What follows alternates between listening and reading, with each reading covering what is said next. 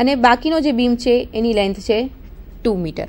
Okay, support અહીંયા છે beam એ, અહીંયા છે બી, અહીંયા છે સી અને અહીંયા છે ડી પોઈન્ટ.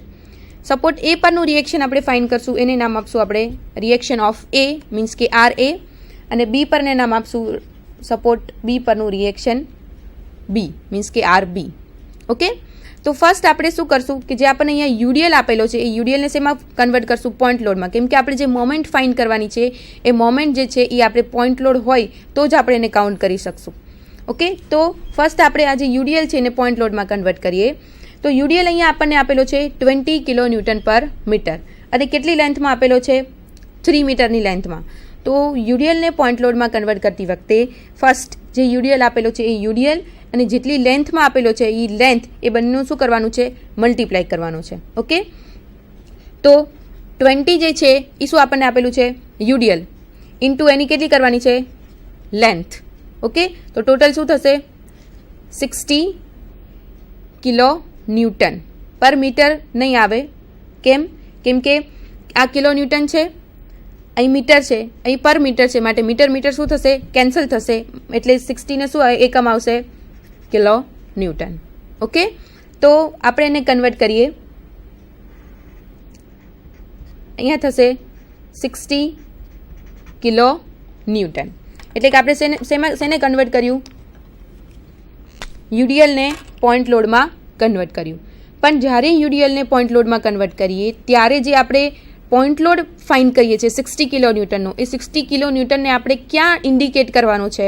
તો કે જેટલી ટોટલ લેન્થ આપણને આપેલી છે યુડીએલની, 3 મીટર લેન્થમાં આપણને યુડીએલ આપેલું છે, તો એ જેટલી લેન્થ છે એની મિડલમાં આપણે જે ફાઇન્ડ કરશું પોઈન્ટ લોડ એને પુટ કરવાનો છે. ઓકે, તો 3 મીટર લેન્થ છે તો એને આપણે હાફ કરી નાખીએ. તો આ લેન્થ કેટલી થશે? 1.5 મીટર અને આટલી લેન્થ થશે 1.5 મીટર. ઓકે, એટલે કે જ્યારે ફર્સ્ટ આપણે આ 60 કિલો ન્યૂટનની મોમેન્ટ કાઉન્ટ કરશું તો ત્યારે એ સપોર્ટ સુધી પહોંચવા માટે 60 કિલો ન્યૂટનને કેટલું ડિસ્ટન્સ ટ્રાવેલ કરવું પડશે? 1.5 મીટર જેટલું ડિસ્ટન્સ ટ્રાવેલ કરવું પડશે. ઓકે, તો ફર્સ્ટ આપણે કઈ કન્ડિશન ફોલો કરવાની છે? Sigma M is equal to 0, clockwise moment is equal to anti clockwise moment. Okay, તો ફર્સ્ટ એન્ટી ક્લોકવાઇઝ મોમેન્ટ જોઈએ તો બધી જ મોમેન્ટ જે છે એને આપણે ક્યાં સુધી લંબાવવાની છે? સપોર્ટ એ સુધી આપણે લેવાની છે. ઓકે, તો આ અપર જે છે ફોર્સ એ બધા કઈ છે? આ જે 60 ન્યૂટન છે એને કેવી રીતે કાઉન્ટ કરવું પડશે? એ સુધી પહોંચવા માટે એ આ રીતે ફરશે. ઓકે, 10 કિલો ન્યૂટન પણ કઈ રીતે ફરશે? મોશન આ રીતે કરશે. અને 30 કિલો ન્યૂટન પણ કેવી રીતે જશે? આ રીતે જશે. એટલે કે 60, 10 અને 30 કિલો ન્યૂટન એ ત્રણેય ફોર્સ જે છે એની મોમેન્ટ કેવી થશે? ક્લોકવાઇઝ મોમેન્ટ થશે. ઓકે, પણ જે આરબી ફોર્સ આપણને આપેલો છે બી પરનું રિએક્શન આરબી, એને એ પોઈન્ટ સુધી પહોંચવા માટે એને કઈ રીતે ફરવું પડશે? એન્ટી ક્લોકવાઇઝ ફરવું પડશે. ઓકે, તો ફર્સ્ટ આપણે એન્ટી ક્લોકવાઇઝમાં કયું ફાઇન્ડ કરવાનું છે? આરબી. તો ફર્સ્ટ આપણે લખીએ આરબી. હવે આરબી ફોર્સ છે એને સપોર્ટ એ સુધી પહોંચવા માટે કેટલું ડિસ્ટન્સ ટ્રાવેલ કરવું પડશે? 3 + 2 + 2 ઇઝ ઇક્વલ ટુ 7. તો આરબી ઇન્ટુ 7. ચલો, હવે કોઈ પણ બીજો ફોર્સ જે છે એ આપણને આપેલો નથી, એટલે કે એન્ટી ક્લોકવાઇઝ ફોર્સ જે છે એ એક જ ફોર્સ એન્ટી ક્લોકવાઇઝ થશે. ઓકે, તો ચલો anti clockwise moment is equal two clockwise moment. તો હવે આપણે ક્લોકવાઇઝ મોમેન્ટ કાઉન્ટ કરીએ. તો ક્લોકવાઇઝ મોમેન્ટમાં ફર્સ્ટ આપણે કઈ મોમેન્ટ લેશું? 60 કિલો ન્યૂટન. 60 કિલો ન્યૂટનને એ પોઈન્ટ સુધી પહોંચવા માટે કઈ રીતે ફરવું પડશે? આ રીતે ફરવું પડશે. તો 60 ઇન્ટુ 1.5 પ્લસ એન્ટી ક્લોકવાઇઝની જેટલી પણ મોમેન્ટ છે એ બધાનું શું કરવાનો છે? પ્લસ કરવાનો. અને એન્ટી ક્લોકવાઇઝની મોમેન્ટ હોય તો એનું લેફ્ટ સાઈડ પ્લસ કરવાનો, ક્લોકવાઇઝ મોમેન્ટ હોય તો એનું રાઈટ સાઈડ પ્લસ કરવાનું. ઓકે, તો સેકન્ડ આપણે ક્લોકવાઇઝ મોમેન્ટ લઈએ 10 ઇન્ટુ 10 કિલો ન્યૂટનનો જે ફોર્સ છે એને સપોર્ટ એ સુધી પહોંચવા માટે કેટલું ડિસ્ટન્સ ટ્રાવેલ કરવું પડશે? 3 મીટર જેટલું ડિસ્ટન્સ ટ્રાવેલ કરવું પડશે. કેમ કે 10 કિલો ન્યૂટનનો ફોર્સ અહીંયા છે અને એ થી સી નું ડિસ્ટન્સ કેટલું આપણને આપેલું છે? 3 metre. Okay, plus third force આપણે લઈએ 30 કિલો ન્યૂટન. તો 30 કિલો ન્યૂટનને સપોર્ટ એ સુધી પહોંચવા માટે કેટલું ડિસ્ટન્સ ટ્રાવેલ કરવું પડશે? તો કે એ થી ડી જેટલું ડિસ્ટન્સ ટ્રાવેલ કરવું પડે. તો એ થી ડી જેટલું ડિસ્ટન્સ કેટલું છે? 3 + 2 = 5. ઓકે, સો 30 × 5. સો RB × 7 એ મોમેન્ટ થશે એન્ટી ક્લોકવાઇઝ = 60 × 1.5 + 10 × 3 + 30 × 5. ઓકે, સો RB × 7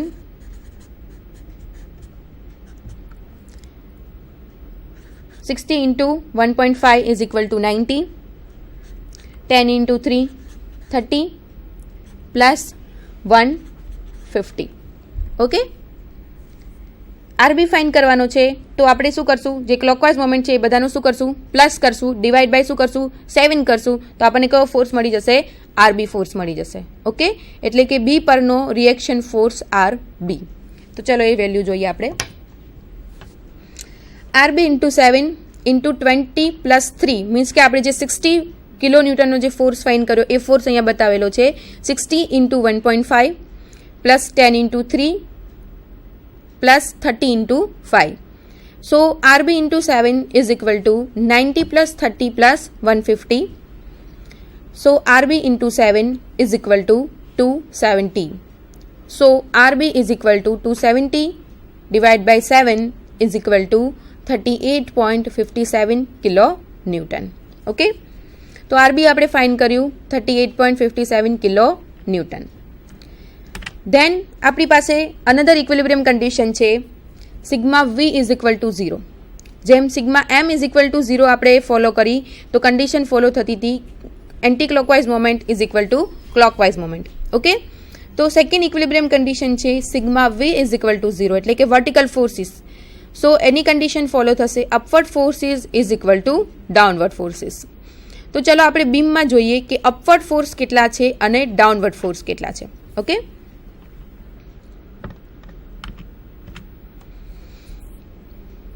ફિગરમાં અપવર્ડ ફોર્સ છે, બે જ ફોર્સ છે અપવર્ડ, RA ફોર્સ અને RB ફોર્સ. ઓકે, કે જે ઉપરની દિશામાં લાગે છે. અને ડાઉનવર્ડ ડાયરેક્શનમાં કયા ફોર્સ લાગશે? બે ફોર્સ તો તમને દેખાય જ છે, 10 કિલોન્યુટન અને 30 કિલોન્યુટન. અને થર્ડ ફોર્સ જે છે આપણે હમણાં ફાઇન્ડ કર્યો કે 20 × 3 કરીને જે 60 કિલોન્યુટનનો જે ફોર્સ આપણે ફાઇન્ડ કરેલો હતો એ પોઈન્ટ લોડ થશે. ઓકે, તો there are 3 force in downward direction and 2 force in upward direction. Okay, so upward direction માં થશે RA અને RB અને downward direction માં થશે 60, 10 and 30 kilonewton. Okay,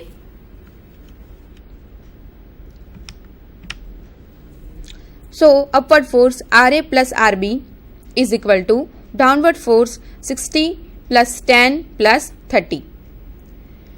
RA plus RBની value આપણે ફાઇન્ડ કરી એ પુટ કરી અહીંયા 38.57 = 100. RA = 100 minus 38.57. So RA = 61.43 kilonewton. એ થશે એ સપોર્ટ ઉપરનું રિએક્શન RA 61.43. ઓકે, તો સ્ટુડન્ટ આપણે ફર્સ્ટ સિમ્પલી સપોર્ટેડ બીમ આપેલો હતો અને રિએક્શન ફાઇન્ડ કરવાના હતા બે સપોર્ટ પરના A અને B. તો ફર્સ્ટ આપણે કઈ ઇક્વિલિબ્રિયમ કન્ડિશનને ફોલો કરી? σM = 0. So anti clockwise moment = clockwise moment. And A condition follow કર્યા પછી આપણે આન્સર શેનો ફાઇન્ડ કર્યો? RBનો આન્સર ફાઇન્ડ કર્યો.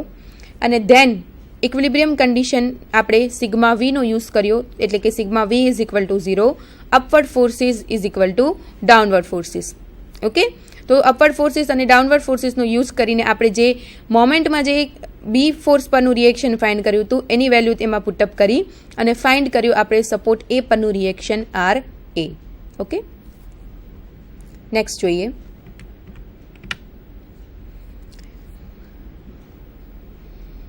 Question 3C.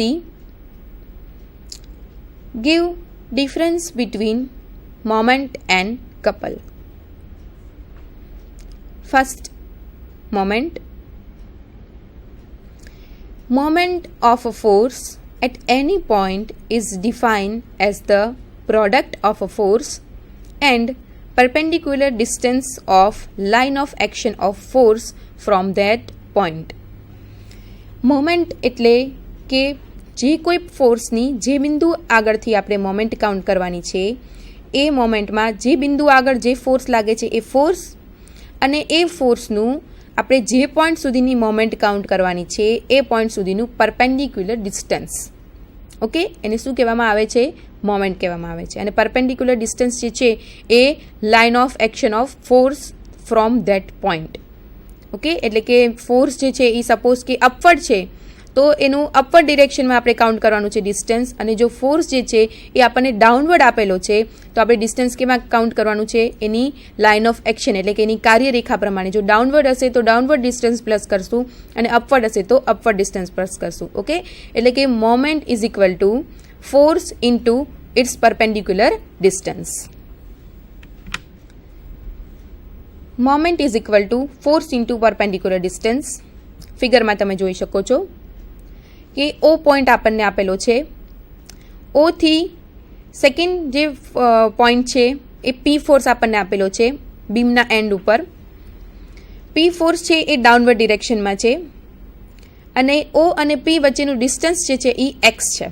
ઓકે, સો ઓ પોઈન્ટ સુધીની જો આપણે મોમેન્ટ કાઉન્ટ કરીએ તો ફોર્સ પીને ઓ સુધી પહોંચવા માટે કેટલું પરપેન્ડિક્યુલર ડિસ્ટન્સ ટ્રાવેલ કરવું પડશે?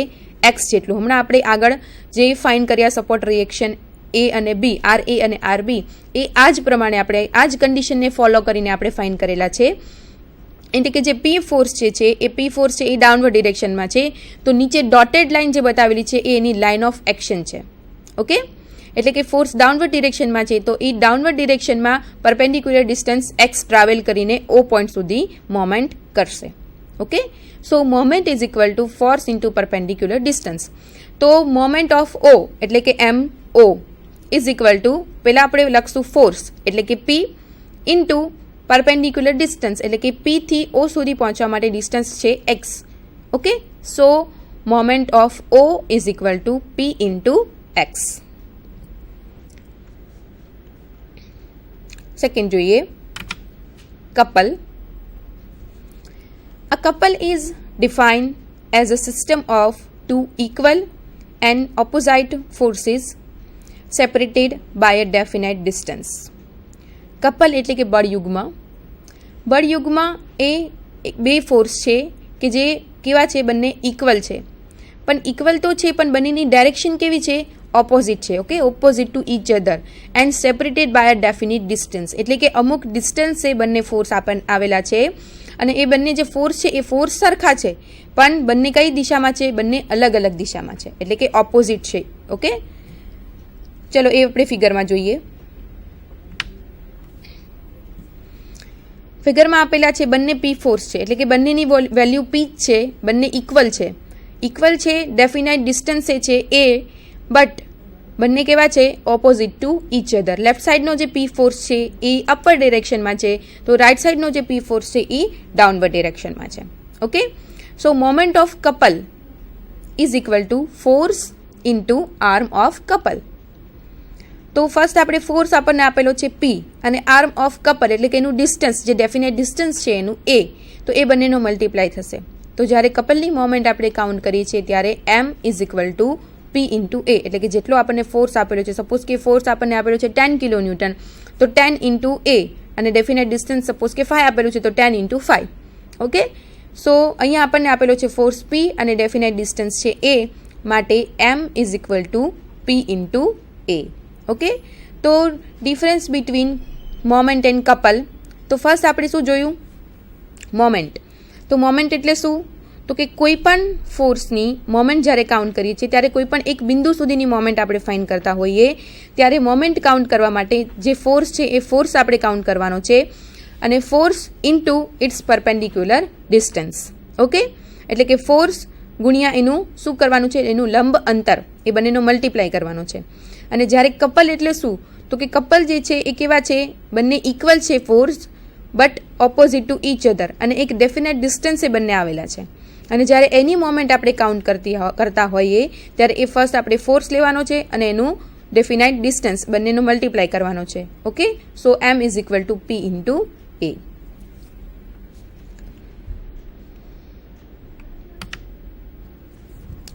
Next question.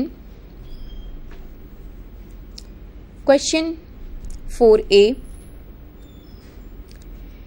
Find out power in kilowatt of pump required to lift 5000 liters water at a height of 15 meter in 10 minutes. Okay, pump જે છે એનો આપણે પાવર ફાઇન્ડ કરવાનું છે કિલોવોટમાં. હવે 5000 લીટરના પાણીને, એટલે કે પાણી જે છે એનું 5000 લીટર પાણીને આપણે કેટલું આપેલું છે ડિસ્ટન્સ 15 મીટર હાઇટ ઉપર 10 મિનિટમાં પહોંચાડવા માટે કેટલા પાવરના પંપની જરૂર પડશે. પણ પાવર જે છે આપણે કેમાં ફાઇન્ડ કરવાનો છે? વોટમાં નહીં, બટ કિલોવોટમાં. ઓકે, સો આપણને માસ એટલે કે જથ્થો કેટલો આપણને આપેલો છે 5000 લીટર. હાઇટ અહીંયા આપણને આપેલી છે 15 મીટર અને ટાઈમ કેટલો આપણને આપેલો છે ડ્યુરેશન 10 મિનિટ. એટલે કે 10 મિનિટમાં 5000 લીટર પાણીને 15 મીટરની હાઇટ ઉપર પહોંચાડવા માટે કેટલા કિલોવોટ પાવરના પંપની જરૂર પડે એ આપણે ફાઇન્ડ કરવાનું છે.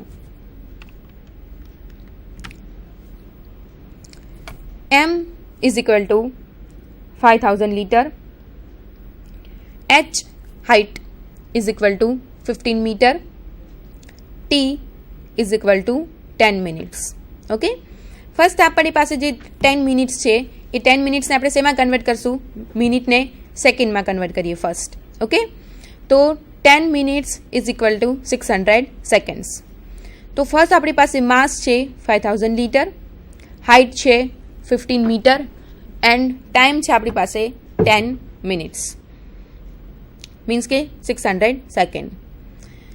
Work done is equal two mgh. Okay, કેટલું કાર્ય કરવું પડશે, કાર્ય કેટલું થશે? તો ફર્સ્ટ m મીન્સ કે માસ, g મીન્સ ગ્રેવિટેશનલ ફોર્સ અને h means height. mgh value put up કરીએ આપણે 5000 into 9.81 into 15 height. Okay, so work done is equal to 735750 Newton into meter. Okay, એટલે કે